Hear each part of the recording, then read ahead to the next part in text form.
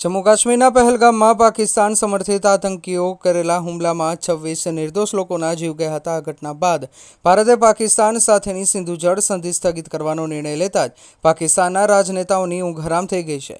Pakistan people's party એટલે કે પીપીપીના પ્રમુખ બિલાવલ ભુટ્ટો ઝરદારીએ લાજવાને બદલે ગાજતા કહ્યું હતું કે સિંધુ નદીમાં કાં તો પાણી વહેશે કાં તો ભારતીયોનું ખૂન વહેશે। બિલાવલના નિવેદન બાદ ભારતના કેન્દ્રીય જળશક્તિ મંત્રી સી.આર. પાટીલે કહ્યું હતું કે ભારતે સિંધુ જળ સંધિ સ્થગિત કરતા જ બિલાવલ ભુટ્ટો બિલબિલાવી ગયા છે। મેં તેને કહ્યું કે ભાઈ, અમે ધમકીથી ડરતા નથી, તારામાં તાકાત હોય તો આવી જા। જમ્મુ કાશ્મીરના પહેલગામમાં થયેલા આતંકી હુમલા બાદ ગુજરાત પોલીસ દ્વારા ઘૂસણખોરી કરનાર વિરુદ્ધ કાર્યવાહી શરૂ કરી છે। હાલમાં વડોદરા શહેરના પૂર્વ વિસ્તારમાં આવેલા એકતાનગરમાં પોલીસની 10થી વધુ ટીમો દ્વારા સર્ચ ઓપરેશન હાથ ધરવામાં આવ્યું છે, જ્યાંથી 300 શંકાસ્પદોને ડિટેન કરી 200 પુરુષોને વેરિફિકેશન માટે પોલીસ સ્ટેશન લઈ જવાયા હતા। વિસ્તારમાં મોટી સંખ્યામાં બીજા રાજ્યોના લોકો વસે છે। બાપોદ સિટી પોલીસ સહિત DCB police, joint police commissioner સ્થળ પર હાજર છે। ગઈકાલે પણ 1000થી વધુ લોકોનું વેરિફિકેશન કરવામાં આવ્યું હતું।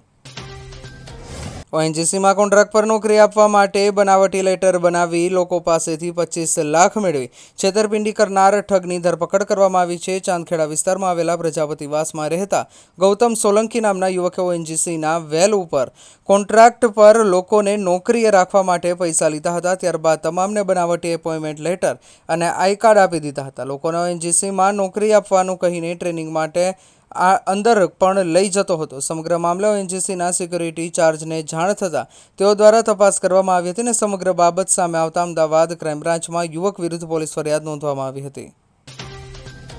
રાજકોટમાં છેલ્લા 2 દિવસથી તાપમાનમાં વધારો થતાં ભીષણ ગરમી પડી રહી છે। ગઈકાલે જ તાપમાનનો પારો 43.9 ડિગ્રી પહોંચ્યો હતો। આગામી 4 દિવસ માટે હીટવેવની આગાહી હવામાન વિભાગ દ્વારા કરવામાં આવી છે। ગરમીમાં વધારો થતાં હીટવેવની અસર થવાના કિસ્સાઓ પણ વધતા હોય છે। ત્યારે મનપાના આરોગ્ય અધિકારી ડોક્ટર જયેશ વાકાણીએ ગરમીથી બચવા માટેના મહત્વના સૂચનો આપ્યા છે, જેમાં શક્ય હોય ત્યાં સુધી બપોરના સમયે બહાર નીકળવાનું ટાળવાની અપીલ તેમણે કરી છે। સુરત શહેરમાં દિવસે ને દિવસે ટ્રાફિક સંબંધિત સમસ્યાઓ વધતી જઈ રહી છે। ખાસ કરીને ઘણા ઓટો રિક્ષાના ચાલકો પોતાની રિક્ષામાં લાઉડસ્પીકર લગાવીને ઊંચા અવાજે ગીતો વગાડતા હોય છે, જેના કારણે અન્ય વાહન ચાલકોને મુશ્કેલી પડતી હોય છે।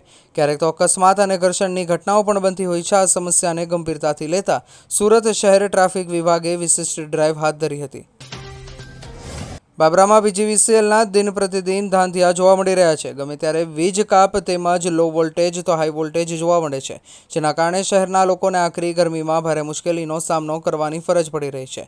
ત્યારે આજરોજ ધારપરા વિસ્તારમાં હાઈ વોલ્ટેજ થતાં 70થી વધુ ઘરોમાં વીજ ઉપકરણોને ભારે નુકસાન થયું હતું।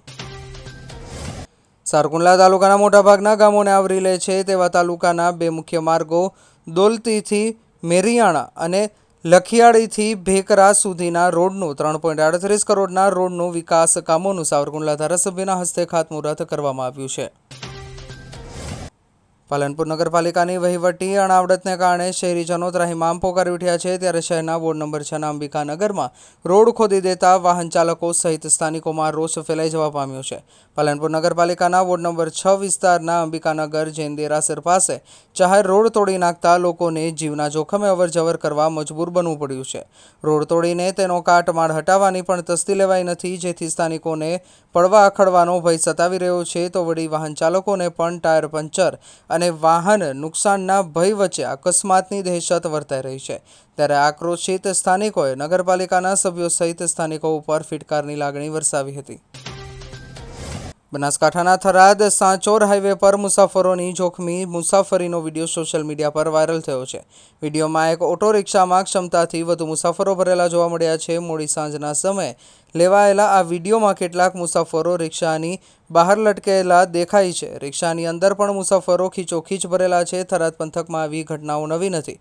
અગાઉ પણ ઓટો રિક્ષા અને જીપ ગાડીઓમાં નિયત ક્ષમતાથી વધુ મુસાફરો સાથેના અનેક વિડીયો વાયરલ થયા છે। જાફરાબાદની મામલતદાર કચેરીના રેવન્યુ મંત્રીને અમરેલી એસીબીએ આજે જામીનના ખાતા અલગ અલગ કરવાના કામ માટે ₹10,000ની લાંચ લેતા રંગે હાથ ઝડપી લીધો હતો. લાંચનો આ છટકો અમરેલી એલસીબી દ્વારા ગોઠવવામાં આવ્યું હતું, જેમાં ફરિયાદી ખેડૂતે જમીનનું એકત્રીકરણ કરીને જમીનના ખાતાઓ અલગ અલગ કરવા માટે અહીંની મામલતદાર કચેરીના રેવન્યુ મંત્રી પ્રવીણ કેશુભાઈ માયડાનો સંપર્ક કર્યો હતો. જમીનના ખાતાઓ અલગ અલગ કરી આપવા માટે પ્રવીણ માયડાએ ₹10,000ની લાંચની માંગણી કરી હતી.